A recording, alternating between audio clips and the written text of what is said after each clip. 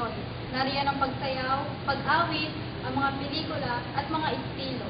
Isa na riyan ang mga influensya ng mga dayuhan sa ating bansa. At ang isang sumisikat sa ating bansa ay ang K-pop.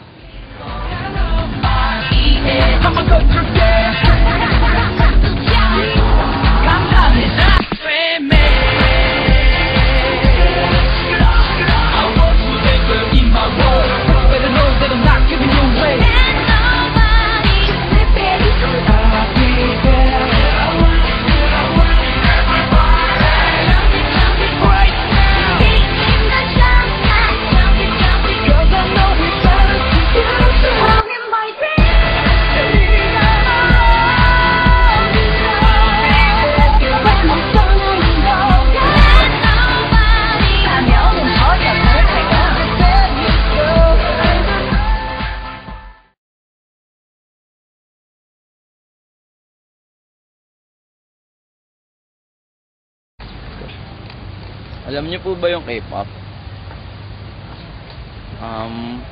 Para sa inyo po, ano po yung K-pop? Korean pop music.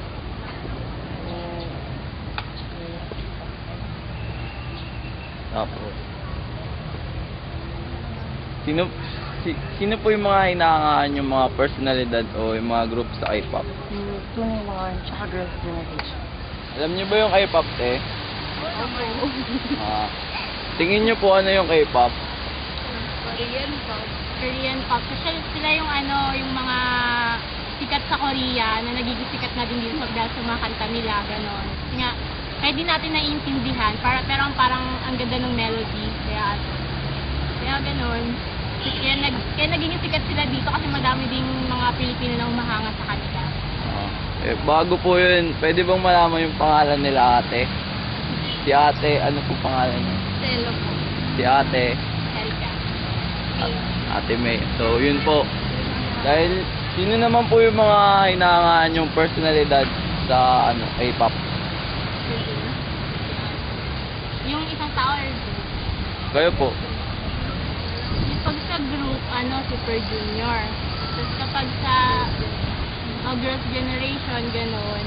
Sa lalaking K-pop, si Ryuwook ng Super Junior. Alam ko lang. Tapos, certified K-pop pala siya. Sino ba yun sa sa Big Bang, si Taeyang. Kilala nila. Sa Girls' Generation, si Yuri. Alam niyo po ba yung K-pop? Para sa inyo, ano yung K-pop?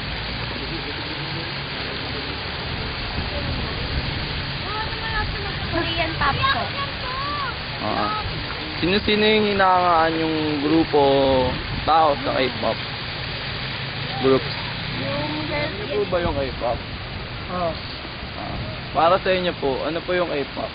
Kasi yung K-pop, yun yung yung parang tipong nagiging nag-iiba yung itsura mo kasi pag pag naging K-pop ka. Kasi naranasan ko na po yung maging K-pop na naging dancer din po kasi ako ng K-pop sa Asian Pride sa Mandaluyong. Tapos kaya yung K-pop parang medyo nahirapan din kasi kami sa K-pop sa buong ginagawa namin kasi mahirap din kasi mag-makeup tapos gayahin yung sarili mo tao na hindi namin gaya kasi iba naman kami lang kami dito kami sa sila So yun nga, sabi nyo, ginagaya nyo sila, nahirapan kayo. So, sino naman yung mga idolo nyo, mga iniidolo nyong grupo tsaka personalidad sa K-pop? para naman sa akin ang idolo ko talaga yun si Michael Jackson. Michael Jackson. Yan ang pagkaunawa ng mga Pinoy sa K-pop. Ngunit, ano nga ba ibig sabihin ng K-pop? K-pop is the popular music of Korea, and as such, it expresses Korea's taste and culture through its music. K-pop or Korean pop music, for me, it's part of the Hallyu Wave. As we know, Hallyu Wave, it started as early as 2004, 2005. You can see in the history how it came about in the Philippines. So, personally, I'm a K-pop fan, not only because I work for the Korean Cultural Center, but because I am okay. I'm a Dongbang Shinki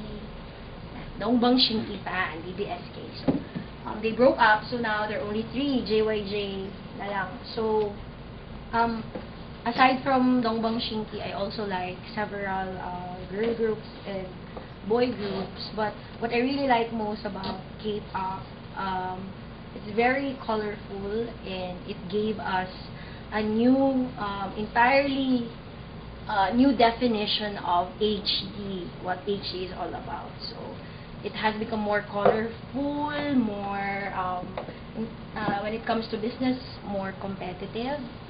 So K-pop is really one of, I can say,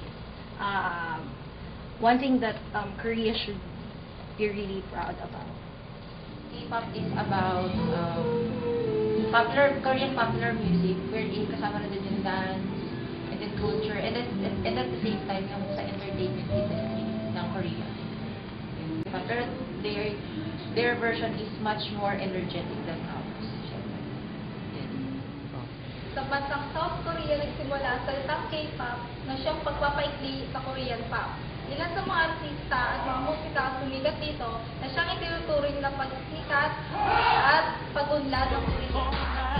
Dahil sa tumataas na bilang ng mga producers at consumers sa larangan ng K-pop, nakamit ito ang kriteriya ng mga tao kung kaya't nakuha nito ang atensyon ng mga tao. Ito din ay dahil sa mga musikang K-pop nakakaiba at nakakakuha ng atensyon ng mga tao.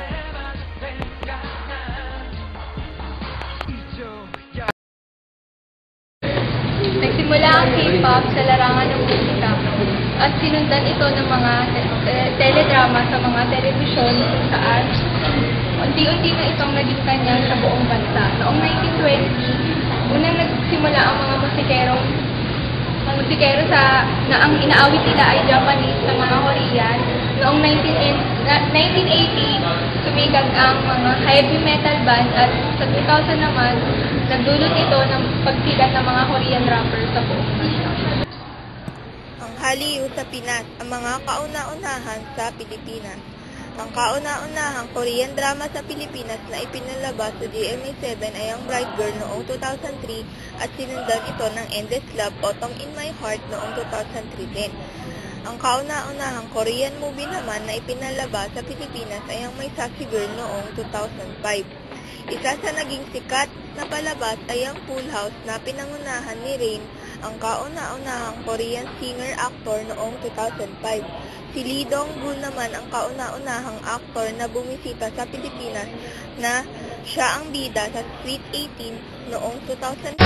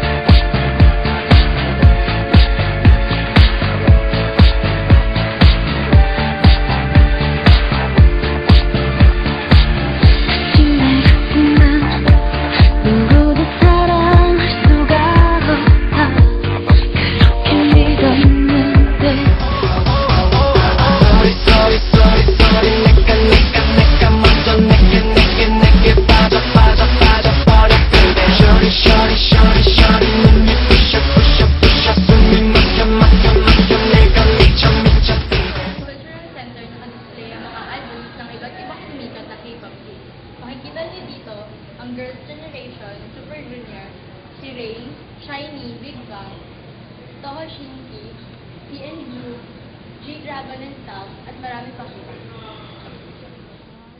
Patuloy na iniidolo at ginagaya mga K-pop groups ngayon. Ito ay marahil sa kanilang pananamit, forma, magagandang sayaw, tugtog, teledrama, at maging ang mga nakamamanghang presentasyon ng kanilang mga performance. Sa mga panahon, marami ng tandang pagbabago ang nangyari sa musika ng K-pop. Kung kaya dito ay sumisikat ngayon sa buong bansa. Dahilan na dito ang mga nakakatuwang sayaw at nakakaigan yung tunog nito. Ngayon, sa makabagong panahon, sumisikat ang mga musika ng bansang Korea. Marami sa mga tao ngayon na nahuhumaling sa Korean pop genre, lalo na sa musika. Ilan sa mga genre na musika ng Korea ay pop, rock, R&B, rap, folk songs at iba pa. Dahil dito, ang K-pop ay maaaring maging addictive. Kahit na hindi maintindihan na ibang lyrics ng kanta, kasiya-siya pa rin pakinggan dahil sa nakakatuwang melody at rhythm nito.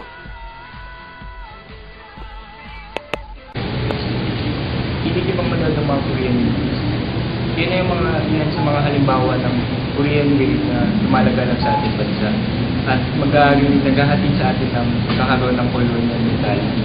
Na kung dati ay sa mga Amerikano lang tayo mahanga, ngayon ay kapwa natin sa mga Asyano, kagaya ng mga Korean. Marami sa mga kababayan na kahilig ang manood ng mga Korean novelas, kagaya na lamang Full House, na unang-unang Korean drama na pinalabas sa bansa, na maaaring maghatid sa atin ng colonial mentality. Bawat estilo at pagpilian ng isang tao ay tumitulong sa kanyang bansa. Ang bawat bansa ay may kanya-kanyang kultura na kailangan pagyaman at galangin.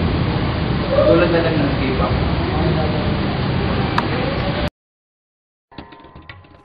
Sa pagliganap ng K-pop sa Pilipinas, patuloy nitong i-influensya ng mga Pilipino, lalo ng mga kabataan.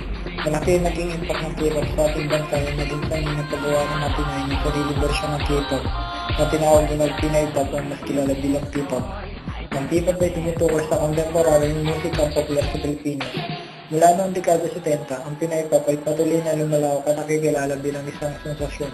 Ito ay nagmula sa mas malawak na uri ng musika, ang original Filipino music o OPM. Ang pagtangkilik nating mga Pilipino sa mga musika ng mga dayuhan ay hindi naman masama kung ating titignan. Isa pa nga itong patunay na tayong mga Pilipino ay likas na mahilig sa musika, ngunit wag nating kalimutang unahin ang mga musikang gawa ng ating mga manunulat at mga awit.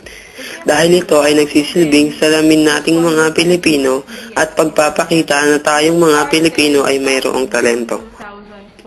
Kasabay ng pagkakaroon ng ating bansa ng sariling bersyon ng K-pop ay ang pagiging kilala rin ng ilang grupo na nasa ilalim ng Pinoy Pop.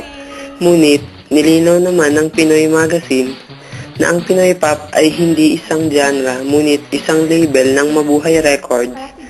Nangangahulugan nito na ang mga grupong Accelerate, P-pop Girls at RPM lamang ang mga opisyal na grupo ng P-pop.